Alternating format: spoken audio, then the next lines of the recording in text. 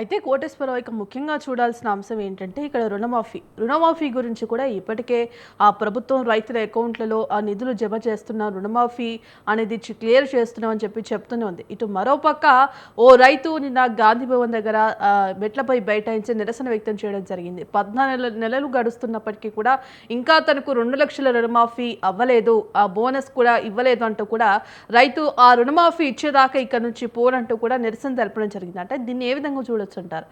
ఒక పక్క ప్రభుత్వం రుణమాఫీ ఇస్తూనే ఉన్నా, నిధులు జమ చేస్తున్నాం, రైతుల ఖాతాల్లో నిధులు జమ చేస్తున్నాం అని చెప్తోంది. మరోపక్క ఇక్కడేమో రైతులు రోడ్డెక్కుతున్న పరిస్థితి కనిపిస్తోంది. రుణమాఫీకి సంబంధించి తాము చెప్పినటువంటి 2 లక్షల హామీకి మించి ఉన్నటువంటి వాళ్ళతోటి కొన్ని సాంకేతిక పరమైనటువంటి సమస్యలు ఉన్నాయని చెప్పేసి గతంలో ప్రభుత్వం చెప్పింది.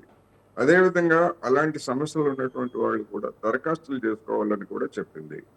మరి వాళ్ళంతా దరఖాస్తులు చేసుకున్నారు. ఆ సాంకేతిక సమస్యలని బ్యాంకర్లు ఏ విధంగా ఎందుకు ఇంతకాలం పరిష్కరించలేకపోయారు అన్నది పెద్ద ప్రశ్న. అందుకని ఒక రైతు చేశాడా, లేకపోతే అలాంటి రైతులు ఇంకా అనేక మంది ఉన్నప్పటికీ వాళ్ళందరూ కూడా గాంధీ భవన్ దగ్గరికి రాలేకపోయారా అనేటువంటిది ఆ అంశాన్ని పక్కన పెట్టేట్లయితే ప్రభుత్వమే అంగీకరించింది. 2 లక్షలకు మించి అప్పులు ఉన్నటువంటి వాళ్ళు మిగిలినటువంటి సొమ్ముని మీరు జమ చేస్తే మేము ఆ 2 లక్షల రూపాయలు విడుదల చేస్తామని చెప్పేసి ప్రభుత్వం చెప్పింది.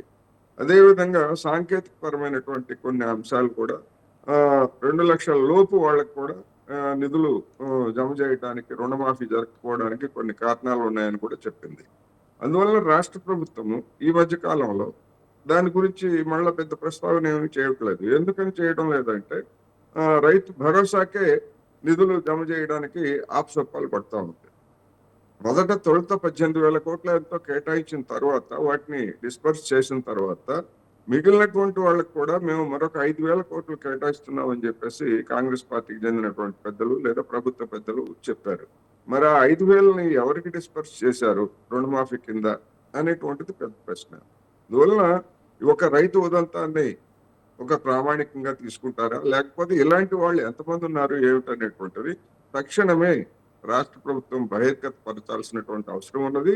అటువంటి లోపాలని కానీ లేదా వాటిని సరిచేయడానికి తీసుకున్నటువంటి చర్యలు ఏమిటి అనేటువంటిది కూడా చెప్పాలి. ఒకవేళ మీకు ఇప్పటి వరకు మేము ఇచ్చింది ఇచ్చేసాము, ఇంక ముందు ఇచ్చేదేమీ లేదు అని చెప్తారా, పోనీ అదైనా చెప్పండి. అందువలన ఒక రైతు ఉదంతమే అయినప్పటికీ ఇది రాష్ట్రంలో ఉన్నటువంటి అపరిష్కృతంగా ఉన్నటువంటి ఒక సమస్యని ముందుకు తీసుకొచ్చింది అనేది నా అభిప్రాయం. అయితే కోటేశ్వరరావు ఇవాళ రుణమాఫీ కావచ్చు, ఇంకేదైనా కావచ్చు, రైతులు ఇవాళ రోడ్డెక్కుతున్న పరిస్థితి. ఈ యొక్క తోట యాదగిరే కాకుండా ఎంతోమంది రైతులు కూడా తమకు ఎలాంటి సంక్షేమ పథకాలు అందట్లేదు, తమకు ఎలాంటి లాభాలు చేకూరట్లేదు అంటూ కూడా ఎంతోమంది రైతులు రోడ్డెక్కుతున్నారు. అంటే ముఖ్యంగా ఇక్కడ రైతులకు తెలిసింది ఒకటే, పంట సాగు చేయడం, పంట దిగుబడి రావడం, అధిక లాభాలు ఆర్జించడం. ఈ మూడే రైతులకు తెలిసిన ఇదొకటే. మరి ఈ విషయంలో రైతుల విషయంలో ప్రభుత్వం ఎందుకు ఇంత నిర్లక్ష్యం వహిస్తుందంటారు? ప్రభుత్వ నిర్లక్ష్యము అని పూర్తిగా మనం చెప్పలేదు. ప్రభుత్వ నిర్లక్ష్యం కూడా లేదా అంటే డెఫినెట్ గా ఉన్నది. ఏమిటి ప్రభుత్వ నిర్లక్ష్యం అంటే, ప్రభుత్వ పెద్దలే చెప్పారు సాంకేతిక పరమైనటువంటి సమస్యలు ఉన్నాయి బ్యాంకర్లతోటి అని.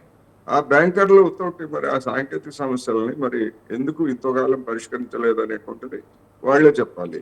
ఒకవేళ దాని గురించి శ్రద్ధ చూపకపోతే అది ప్రభుత్వ నిర్లక్ష్యం కిందనే వస్తుంది, బ్యాంకర్లు వెంటనే చేయకపోలేదు. అదేవిధంగా 2 లక్షలకు మించి బకాయిలు ఉన్నటువంటి వాళ్ళు ఆ మేరకు అదనంగా ఉన్నటువంటి మొత్తాన్ని బ్యాంకులకు చెల్లించాలి అని చెప్పేసి ఒక షరతును పెట్టింది రాష్ట్ర ప్రభుత్వం. మరి అటువంటి వాళ్ళు ఎంతమంది ఉన్నారు, ఎంతమంది చెల్లించారు, ఆ చెల్లించినటువంటి వాళ్ళందరికీ కూడా రుణమాఫీ రద్దయిందా, జరిగిందా లేదా అనేటువంటి అంశాలన్నింటినీ కూడా ప్రభుత్వము ఒక శ్వేతపత్రం రూపంలో తెలియజేసేట్లయితే దాని మీద తలెత్తినటువంటి అనుమానాలు కావచ్చు, లేదా ప్రతిపక్షాలు చేసేటువంటి ఆరోపణలు, విమర్శలకి సరైనటువంటి ఒక సమాధానం తెలుస్తుంది. అందువల్ల తక్షణమే రాష్ట్ర ప్రభుత్వము ఎట్లాగూ ఈ బడ్జెట్ ప్రిపరేషన్ లో ఉంది కనుక ఈ బడ్జెట్ ప్రిపరేషన్ లో ఉన్నటువంటి ఈ సమయంలో బడ్జెట్ ముందే ఈ అంశాన్ని డెఫినెట్ గా రాష్ట్ర ప్రజల ముందు ఉంచి తన చిత్తశుద్ధిని నిరూపించుకోవాల్సినటువంటి అగత్యం ఉంది అనేది నేను ఈ సందర్భంగా చెప్పలేదు. అయితే కోటేశ్వరరావు గారు